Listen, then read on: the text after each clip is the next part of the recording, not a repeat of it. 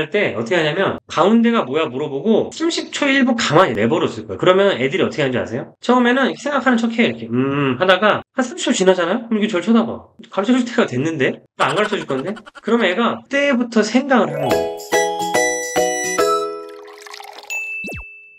열심히 하는 건 굉장히 중요합니다. 그런데 열심히 하도 안 되는 사람이 있잖아요. 열심히 안 해도 잘하는 사람도 있어요. 28년 동안 아이들 가르치면서 한 가지 결론에 도달했는데 공부를 잘하는 유일한 길은 뭐냐면 머리가 좋고 공부가 재밌어야 돼요. 이 말을 하면 다 웃어요. 아니 머리가 좋고 공부가 재밌는 애를 어떻게 이겨? 이 말이 불편한 이유가 뭘까요? 타고나는 거라고 생각하기 때문에 여러분들이 불편하다는 거죠. 아 그럼 타고나야지 잘하는 거네. 자신 있게 얘기할 수 있어요. 이거는 타고나는 게 아닙니다. 물론 타고나는 아이들이 있어요. 그런 아이들은 얼마 안 돼요. 고등학교 2학년, 3학년 가면 어쩔 수 없어요. 해야 돼요. 그 전까지 여러분들이 중학교까지는 여러분들이 어디다가 최선을 다하셔야 되냐면은 머리가 좋고 공부가 재밌도록 만들어주는 거에 최선을 다하셔야 된다. 저는 이렇게 생각합니다. 어떻게 하면 되느냐? 지금처럼 공부하면 지금 같은 성적이 무조건 나오게 돼 있어요. 대역전의 순간 같은 건 안 옵니다. 고등학생들은 어쩔 수 없어요. 기출문제 풀고 빨리 이제 유형 분석하고 이런 거를 하는 수밖에 없다. 중학생들 정도까지 가능한데 중학생들 이제 남의 말 잘 안 듣기 시작하잖아요. 제가 생각할 때는 초등학교 때나 중학교 초반까지는 부모님들이 만들어줄 수 있다고 생각합니다. 근데 그게 선행을 시키는 게 절대 아니에요. 중학교 친구를 만나든 고등학교 친구를 만나든 초등학생을 만나든 이 질문을 거의 다 하거든요. 여러분 A와 B의 중점은 얼마인가요? 2분의 A 플러스 B라고 다 아실 거예요. 이거를 아는 게 중요한 게 아니고 왜 2분의 A 플러스 B야? 라고 물어보면 고등학생이건 중학생이건 대학생이건 거의 대답을 대학원생들도 거의 못해요. 우리는 이런 질문을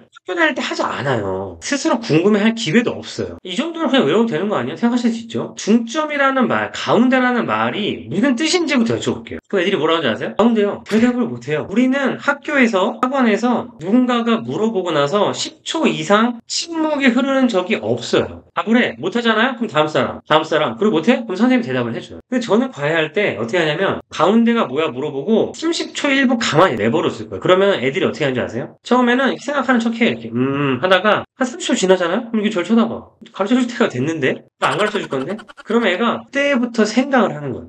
가운데가 뭔지에 대해서 고민을 한 번도 안 해본 거예요. 선생님이 지금 서울에 있고 우리가 대전에 있어. 근데 우리가 중간에서 만나기로 했어. 그 점은 어떤 점이야? 그럼 애들이 또 그냥 막 찍어. 아니 그 뭐지?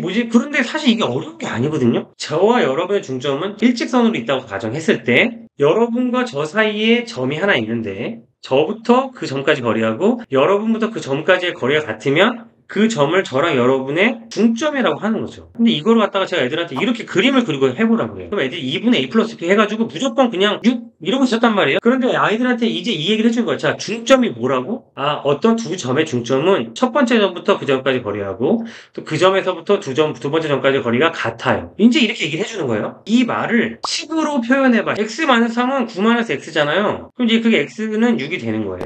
a에서부터 x까지의 거리와 x부터 b까지의 거리가 같아요. 이게 a와 b의 중점이에요. x 빼기 a는 b 마이너스 x가 돼요. 2x는 a 플러스 b가 됩니다. 그러면 x는 뭐가 돼요? 2분의 a 플러스 b가 되는 거예요. 이 정도는 외우면 되지. 다 하나하나 어떻게 꼬치꼬치 물고 늘어집니까? 라고 하실 수 있죠. 어떤 차이가 나오는지 제가 지금 설명을 드릴게요. 중학교 1학년 때 중점이라는 걸 그냥 2분의 a 플러스 b라고 외운 아이하고 이런 고민을 해본 아이 어떻게 차이가 나냐면은 내분점 공식 기억나세요?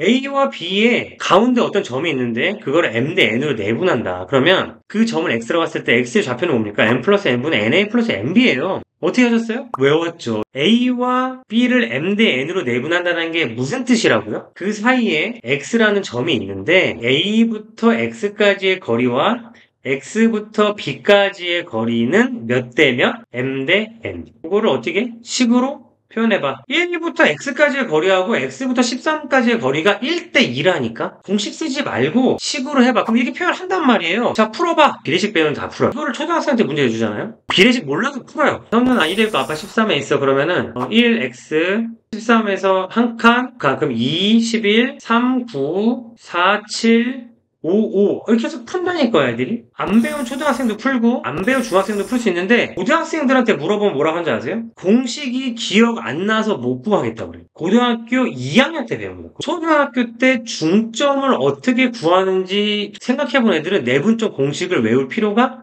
없어요. 어렸을 때 중점을 어떻게 구하는지를 네가 한 말을 한번 시도를 해봐. 이런 질문을 받고 자란 아이들 또는 그런 생각을 혼자서 해본 아이들을 절대로 이길 수가 없어요. 왜냐하면 효율이 너무 차이가 나거든요. 저는 고등학교 다니면서 공식을 외운 적이 거의 없어요. 애들은 보면 공식을 엄청 외우고 있어요. 이길 수 있을까요? 절대 못 이긴다는 거예요. 중학생도 할 수 있는 거를 고등학생은 공식을 못 외우면 못 하는데 지금처럼 공부를 계속 가르치잖아요. 미안한 말이지만 아까 제가 얘기했던 타고난 아이들만 점점점 잘하게 됩니다.